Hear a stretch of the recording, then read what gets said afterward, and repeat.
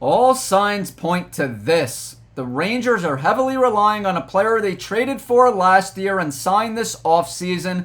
Can he come through in a big way for the Blueshirts and hold down an extremely important position for the team? I break it down in just a moment on another sizzling edition of Rangers Digest. Welcome back to Rangers Digest. We are built for Blue Shirt fandom, and I am your host, Bret Botfeld. It is great to be back with you guys for another start of the week here on the channel.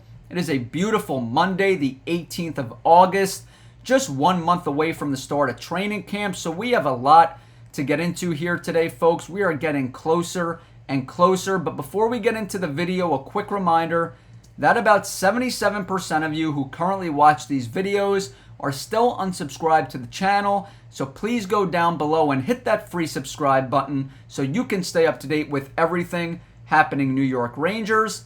Not only that, guys, so you could be part of something special here at Rangers Digest. Let's waste no more time and hop right into today's video.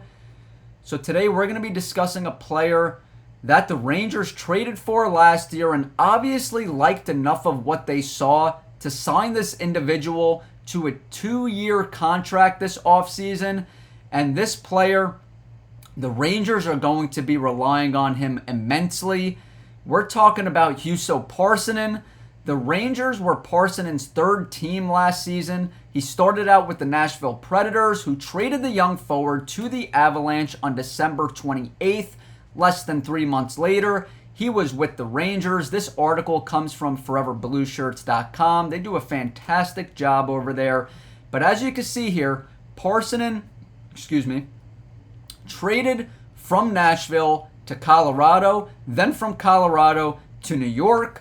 Parssinen totaled 16 points, 6 goals, and 10 assists in a career-high 48 games overall last season. He had 5 points, 2 goals, 3 assists in 11 games with the Rangers, though a closer look is required. A closer look is required indeed. It's a small sample size there, but the Rangers will be able to further evaluate him because, like I said, they did sign him to a 2-year contract. Let's not forget this player, his first 8 games as a Ranger, he was scoreless. And then in his last 3 games as a Ranger, put up 5 points, so really showed some signs of life.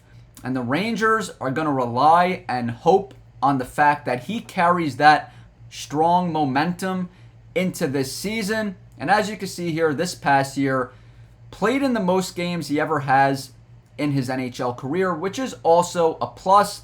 But now I want to get into a quote from Parssinen himself, because this is what he had to say after he was traded to the Rangers, because something we have to keep in mind is that this is a player that was traded twice last year, like I said, from Nashville to Colorado, then from Colorado to the Rangers, so a little unconventional. Let's hear from what Parssinen had to say. Not ideal, of course, he said, of getting traded twice. First time for me getting to feel and see the business side of things. It's been tough in a way, but at the same time, I'm in a great spot now. I'm really happy about that. I hope I can stay here. He's talking about the Rangers, hoping that he's able to stay here, and he was. Like I said earlier, the Rangers extended him, signing him to that 2-year deal, so he has nothing to worry about there. Moving along, just to, put a bow on it, the Blueshirts agreed to terms on a 2-year contract extension with pending restricted free agent forward Juuso Parssinen. This came during the offseason, actually one of the Rangers' first moves, which shows you that it was a priority. The deal is expected to carry an average annual value of $1.25 million per the Post Larry Brooks, so not going to cost them a significant amount of capital considering the upside they see with this player. And I should mention this article is from the New York Post. Molly Walker, a great read. You should go check it out.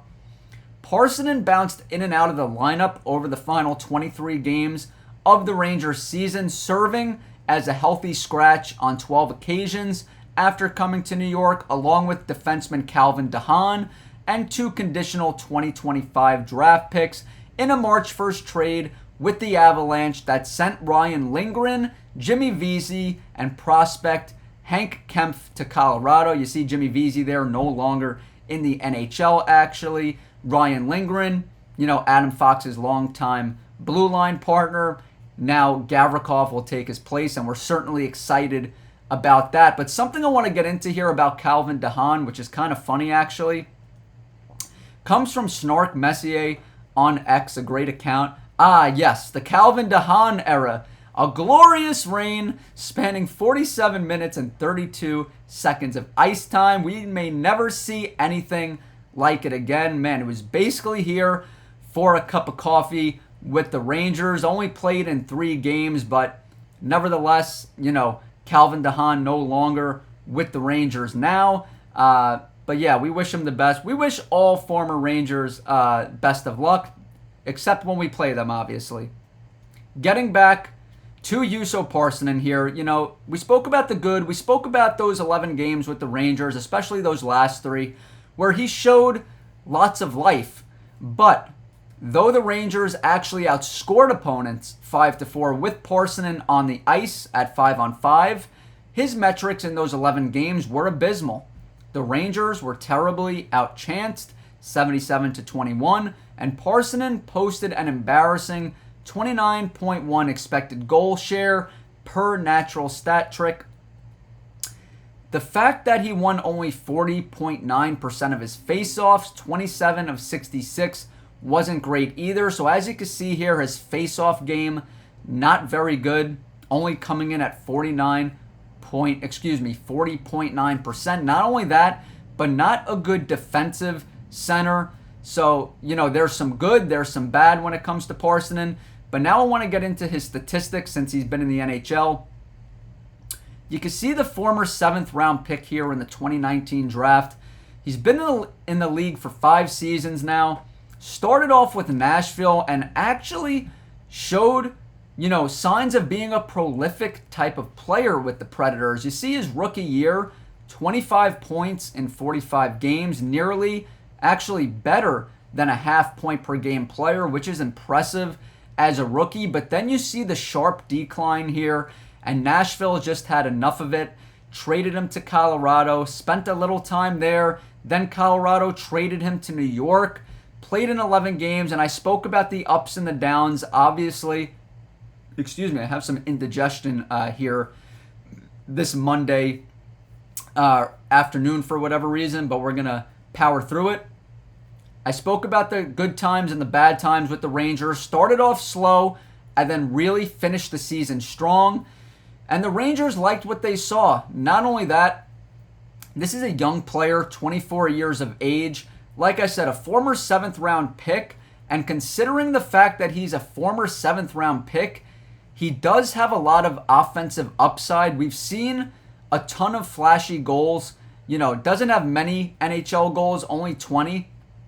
But if you look back at his tape like I was before making this video, a lot of just nasty, flashy goals from Juuso Parssinen, but hasn't been able to put it all together. I really hope that if he does end up playing 3rd-line center for the Rangers, which is certainly very possible, considering the fact that the Rangers may move Mika Zibanejad to 2nd-line right wing, because as it stands right now, the Rangers have a ton of depth up the middle. It's actually their strongest position at center, with Trocheck, JT Miller, Mika Zibanejad, and Sam Carrick. I believe that you can move Mika Zibanejad to 2nd right wing because the Rangers could use some more scoring punch over there. The problem is if you do that, I really don't want to see Mike Sullivan move Sam Carrick up from 4th line to the 3rd. I like that identity 4th line of Edstrom, Carrick, and Rempe. So I would rather see Juuso Parssinen play 3rd line center. There are some other options like Johnny Brzezinski, obviously. Brings a ton of leadership qualities, coming off his best season actually in the NHL, which is odd considering he's 32, going to be 33 years of age. But players love him. He has an ability to put the puck in the net. He's not going to score at an extremely high rate, but he will take advantage of his opportunities. So Brzezinski is a legit option, but he serves better as a 13th forward on a playoff team, in my opinion. Like I said, he brings those intangibles that you love. Players absolutely adore Johnny Brzezinski, but I'd rather see Juuso Parssinen. We sort of know the ceiling when it comes to Brzezinski, You could also throw in a Noah Laba, somebody like that, but hasn't played a professional season yet. I'd rather see Juuso Parssinen. This is a player that we don't know his ceiling. We know that he hasn't produced enough yet in his NHL career, but still some offensive upside there. Needs to get better on the defensive end, no doubt about it. But the Rangers' top six, especially if they move Mika to right wing, is going to be, very, very, very formidable. It's going to be the bottom six that's going to be an issue with the Rangers, and they're going to need somebody to step up in that bottom six, like a Juuso Parssinen, to make the playoffs and really make some noise. But Mika Zibanejad only scored 20 points in his... Actually, I don't think that statistic is right. Excuse me. Only scored 29 points in his first 50 games last year before the JT Miller trade. After the Rangers acquired Miller, he put up 33 points in his final 32 games, so was a over 1 point per game player. That's the $9 million player that we expect. Not only that, in 25 games at right wing, put up 28 points, so was an over 1 point per game player there as well. And him and JT Miller, it didn't only benefit Mika, it benefited JT Miller as well. So I really want to see Mika Zibanejad on that Will Cooley and JT Miller line. But the Rangers are desperately going to need Juuso Parssinen to step up, and they didn't sign him to a 2-year deal for no reason.